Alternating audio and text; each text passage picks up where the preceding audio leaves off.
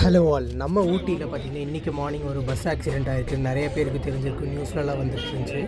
So ஊட்டியில் பார்த்திங்கன்னா மணலாடு அப்படிங்கிற ஒரு ஏரியா பக்கத்தில் வரும்போது 100 அடிக்கும் மேலே இருந்து பஸ்ஸு வந்து கீழே விழுந்துருச்சுங்க. ஸோ மொத்தமாக பார்த்திங்கன்னா 32 பேசஞ்சர் உள்ளே இருந்திருக்காங்க. 17 ஆண்கள், 12 பெண்கள், 3 குழந்தைகள் உள்ளே இருந்திருக்காங்க. ஸோ எல்லாருக்குமே ரொம்பவுமே அடிபட்டுருக்குங்க.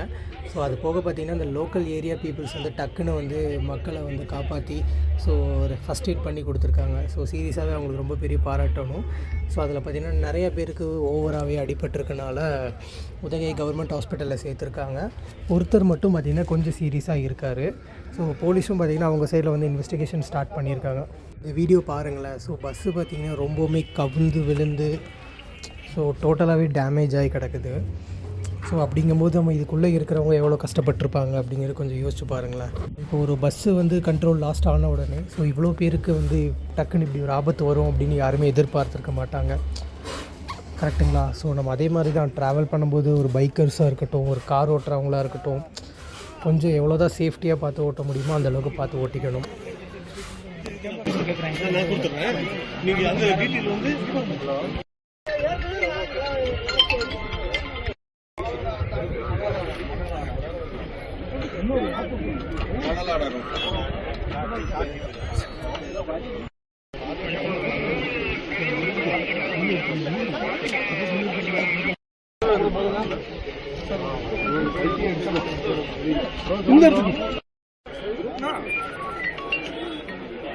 அந்த சிவிலியன்ஸ்லாம் வந்து அங்க வந்துங்க பிரதர்.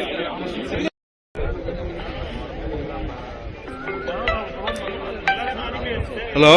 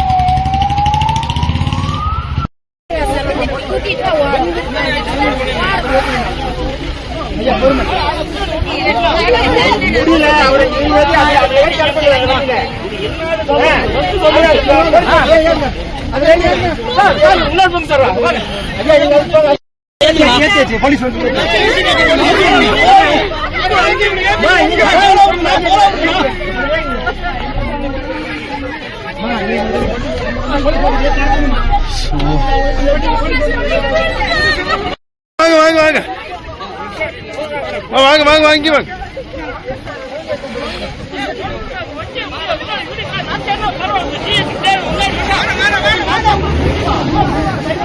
சரி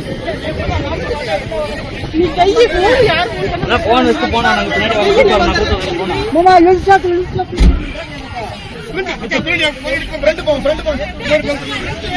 வாங்க வாங்க ஏறுங்க ஏறுங்க ஏறுங்க.